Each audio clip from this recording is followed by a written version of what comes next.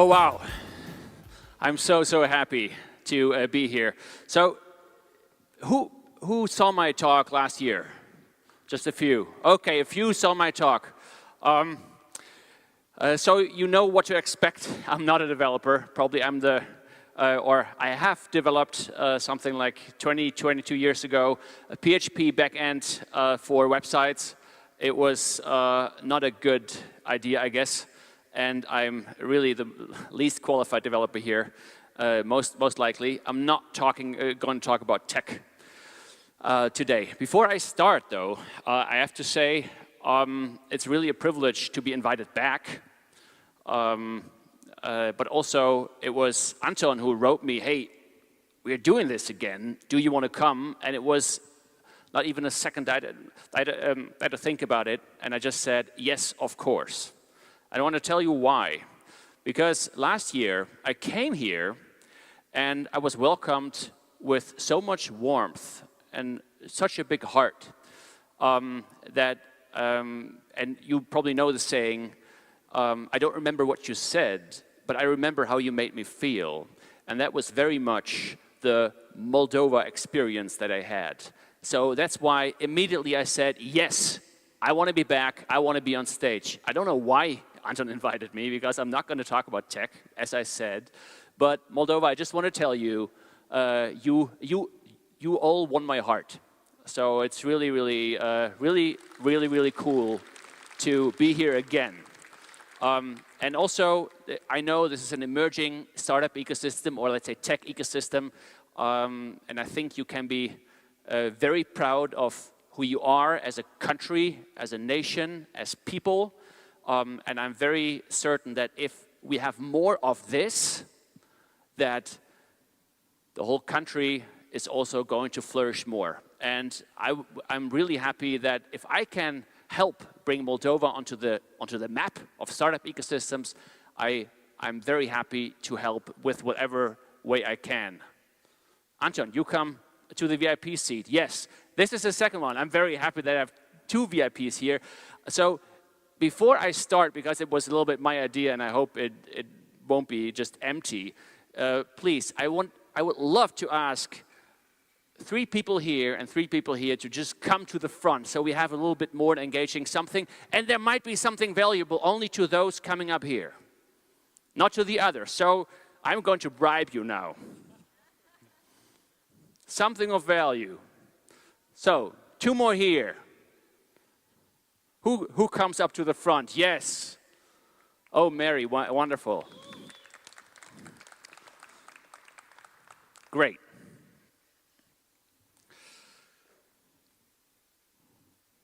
All right, a slide with just the mic on it, because I want to do a small experiment with you guys.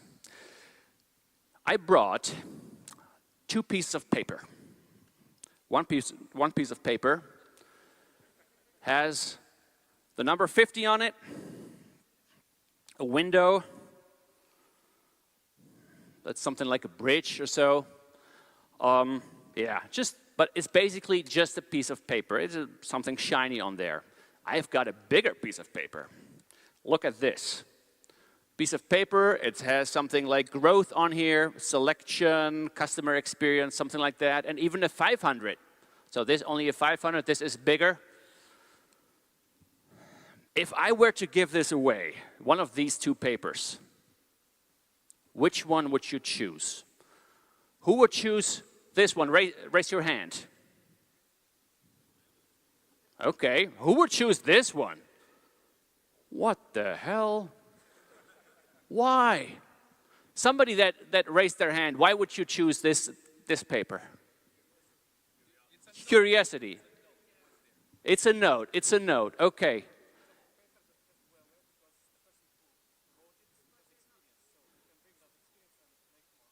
All right, here's an opinion. This paper has value because there is someone that wrote something that might be of value and you can create more. Why would you choose this one?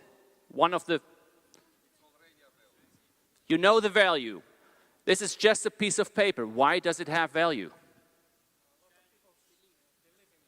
A lot of people believe in it. Yes, exactly.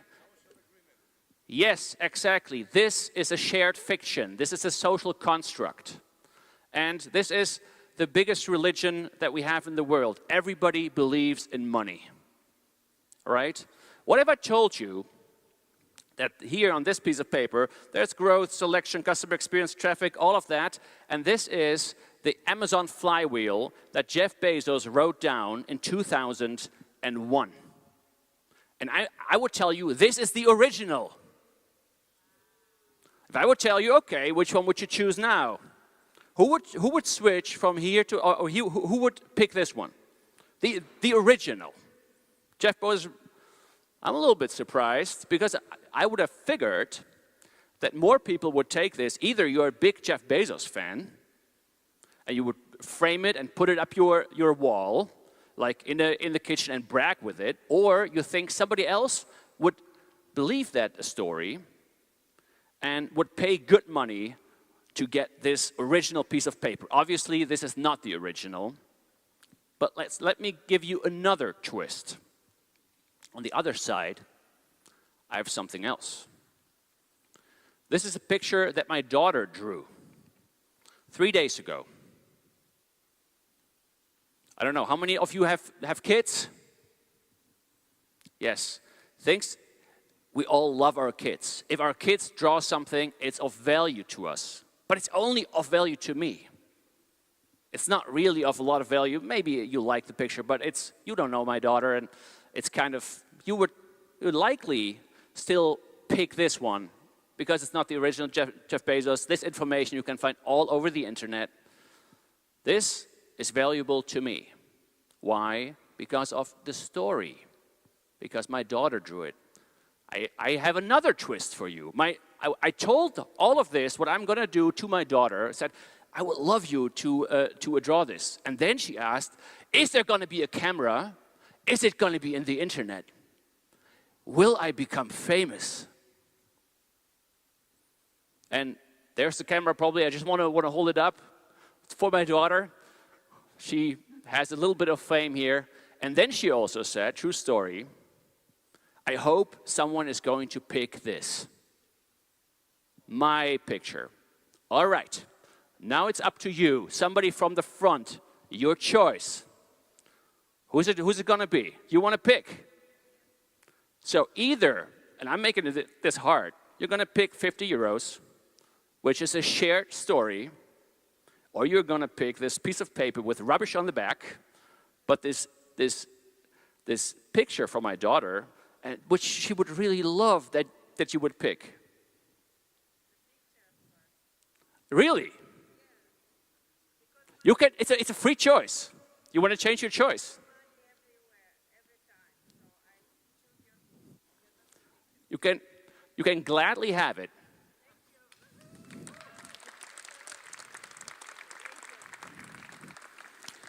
So this was really a free choice. Why am I talking about this? So I'm gonna pocket this. I'm gonna do something good tonight. I expected this to go, but okay.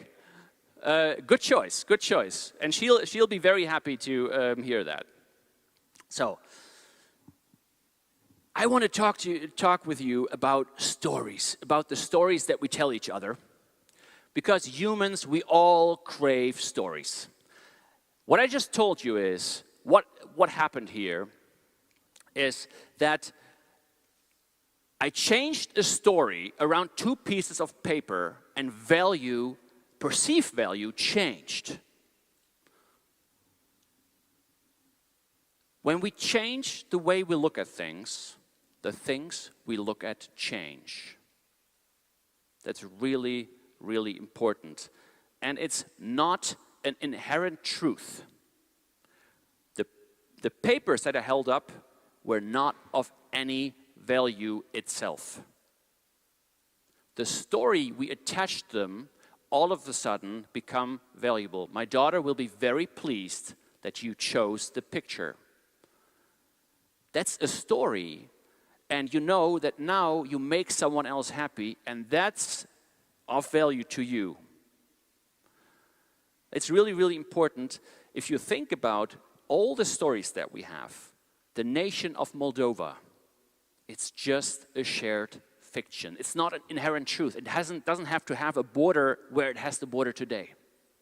It could be anywhere else. Any one of you could be part of a different nation. It's not like a natural law. Gravity is the same here as it is 5,000 kilometers away. The sun will rise somewhere else. But a lot of the stuff that we have constructed our whole life around is just made up of a story, or let's say an imagination, a fiction that we all share. And I think it's really important to understand that this imagination creates most of how we navigate the world and how we interpret the world. Imagine you would be walking around, here, the camera guys, you would be walking around with a camera all your time with infinite amounts of lenses. So infinite amounts of basically stories, and all these stories and these lenses, they tint a little bit how we see the world. Can be extreme, like a fisheye lens, can be just a little bit different, just a colored lens, something like that. They change how we see the world. And that's basically us. If something happens in the world, it passes through our lens. Our lens are our senses, our thoughts, our emotions. And this is how we experience the world. If we change the lens, we're going to experience the world differently. Just like you saw before, a paper, money, I tell a different story about the paper changes in your perception. And the question is, what shapes our lens? And this is the memories, so everything that we have gathered over time, and our imagination, everything that we, in our mind, make up. What are the two? If you look at the memories, and they're all intermingled, they're shown here as 5 different entities. Of course, if you have a personal experience, of course you have also an emotional state, etc. So you have personal experiences. Everyone here, all the time, has a personal experience. Creating a personal memory. Most of them, they just go by. You all collect them, but they go into the unconscious, and they're basically not really accessible. You probably don't know what you did 28 days ago in the morning. Maybe you do. And then that memory was so important that it sticked with you. And we have all collective memories. This is one. I have a collective memory with all of you from last year. If there is a World Cup, the world, at least those that watch football, has a collective experience and thus also a collective memory. We all have, all the time, sensory experiences. You hear me speak. You might like my voice, you might dislike it, I might sound like whatever, I might have an accent of somebody that you relate with, whatever, or that you remember. So a lot of things happen all the time. We all have emotional experiences. The first heartbreak, you probably remember. But a lot of other experiences which are just stored, which you don't consciously remember right now. And of course, one of the biggest ones, the evolutionary one, genetics. You don't know what your great-great-great-grandfather looked like, but his nose is sitting in your face. So something is remembering. Something is stored as memory. From all of this, we form beliefs and we create stories. And these stories we tell ourselves. And the other part, the imagination part, we have aspirations, we all have worries, fears, hopes, desires, all of that. That comes together, and that is what makes the lens. Naturally, all the expectations. I expected that my presentation would be up here. Of course, it's up now, right? all these small expectations. I expected that my flight here would be on time. I hoped that there would be people listening to me, right? All of that stuff, all the time. And you had your hopes, your expectations, your fears coming here today. That's the lens. There's one Earth and 8 billion worlds. Because, of course, if it's made up of our experiences, everyone has their own lens and their own lenses and their own experiences. And everyone sees the world a little bit different, because what you have gathered as emotional memories, I have not gathered. I haven't been in the same situations. And all of that shape how you perceive the world today.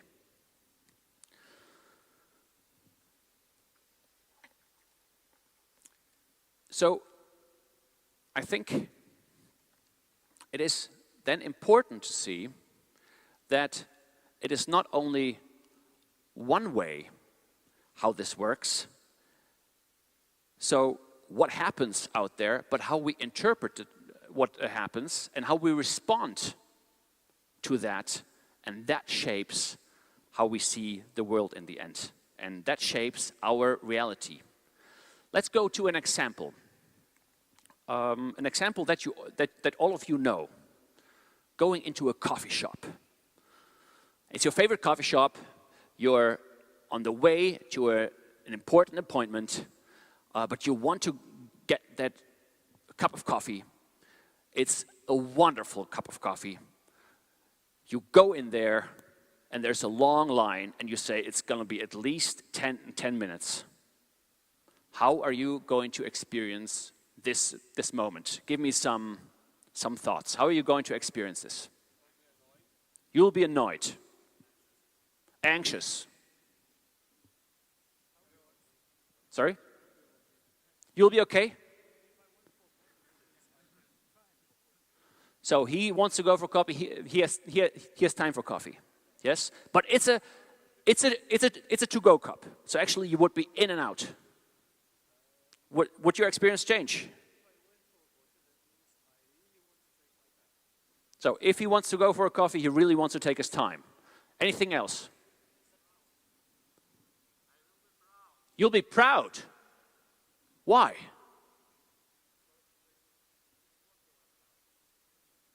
Because it's popular.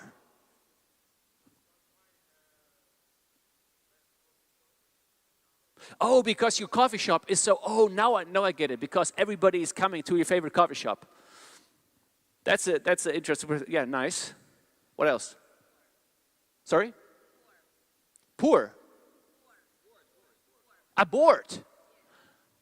Good one, good one. All right. So, you decide to stay. You decide because the coffee is more important, or you decide to actually have that wait. And the question now is, if I would give you 4 different lenses, how would your experience change, or what could you make of this? And these lenses, please, these lenses are just a model, a mental model to how to approach this, how to think about this. This is not set in stone, right? You can make up your own. This is not right. This is not perfect. I don't want to argue, should this be different? Yes, this all could be different. I want to give you an idea of how to think about different ways and how to also, let's say, manage your experience and your experiences better. All right, let's go with the first lens.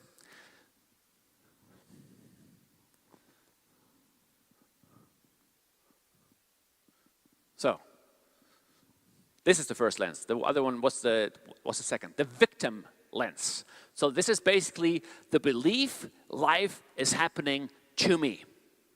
This is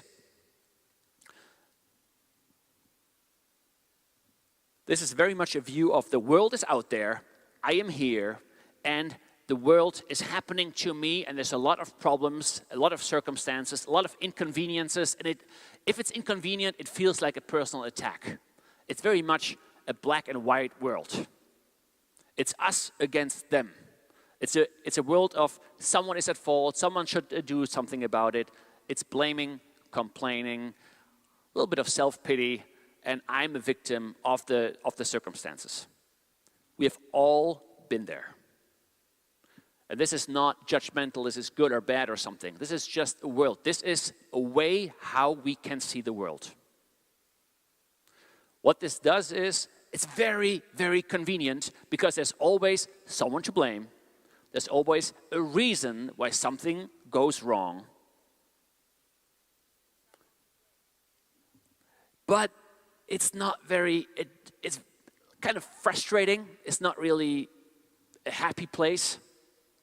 And the dominant feelings here might be more shame, fear, guilt, anger, these kind of feelings. Let me change the lens, different lens. This is the hustle lens. Life is done by me. I shape life. This is responsibility, ownership, action-oriented. There are goals, and I can make life happen. What would a person in that setting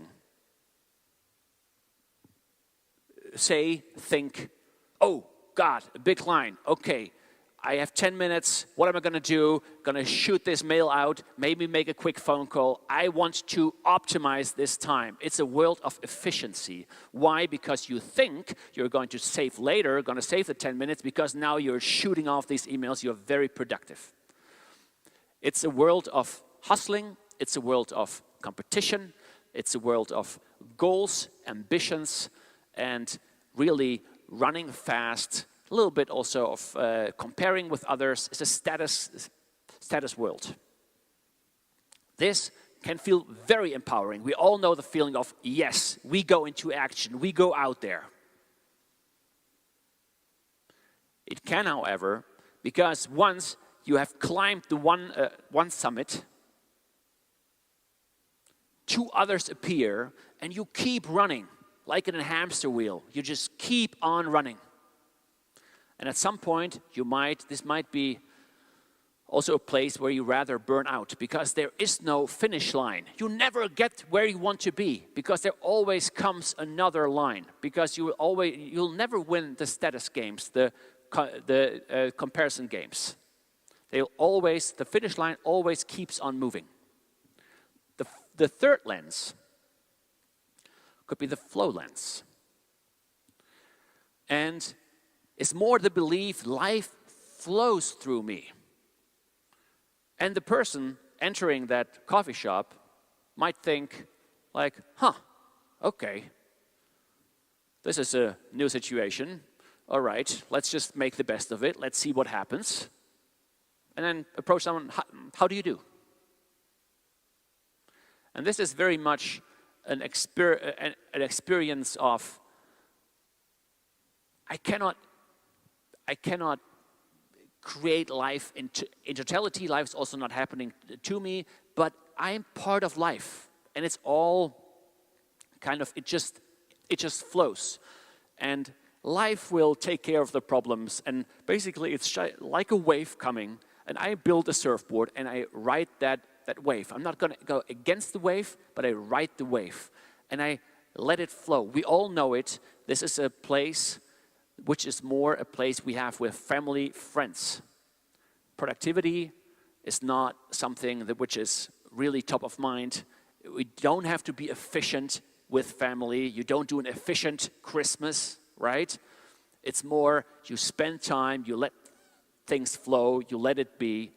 What are the dominant feelings here? It's more trust. It's courage. Courage to dive in there. Acceptance of the circumstances. And then there's the last one, which is life is me. Everything is one. I'm connected with life. I am life. What would somebody that enters that coffee shop think and do or be? Just stillness. Because it just is. There's nothing to do, nothing to solve, you just are. And we all know that lens as well. This is, you don't have to be a Buddha somewhere on a mountain in the Himalayas. You don't have to meditate all the time. It is when you look into the sunset and just there's a moment of quiet. There's no time anymore, no space. Everything is just kind of... Sunset, sunrise is always a good idea. When you're making love, where just nothing else matters.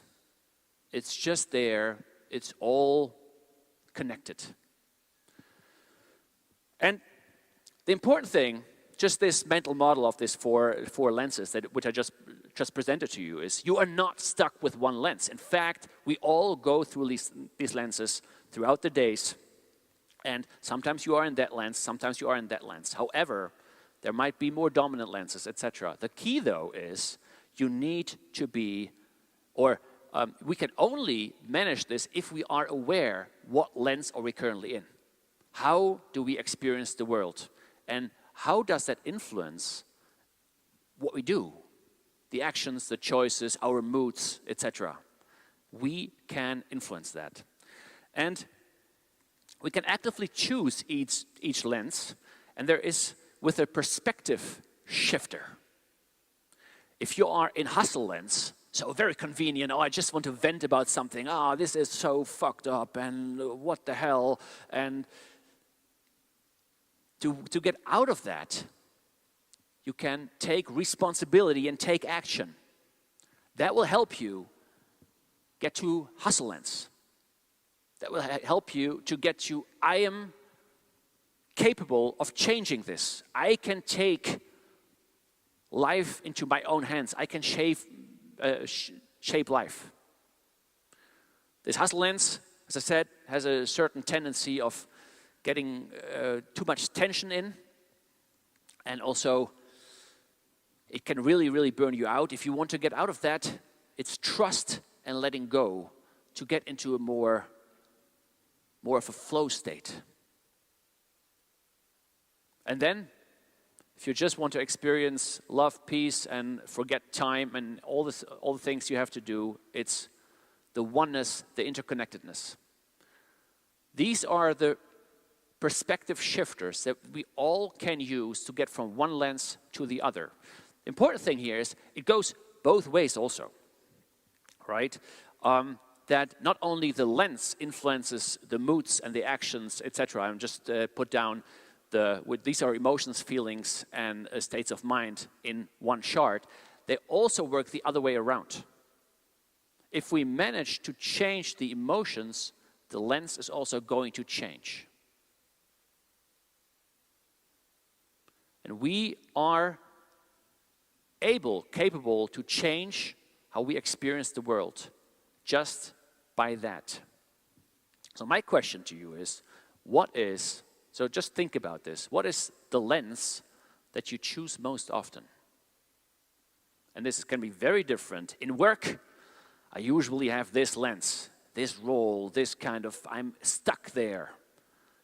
With my family, I'm very much in this role. With friends, a different one. When I'm alone, I finally get to flow lens. Maybe. Think about it. And then,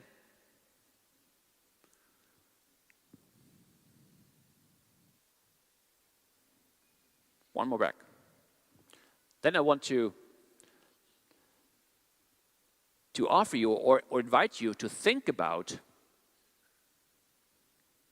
how is that lens going to affect your relationships at work, with your family, with your friends, with your partner maybe, and how your personal well-being. How is that affecting that? Because you have it in your own hands. You can really change that.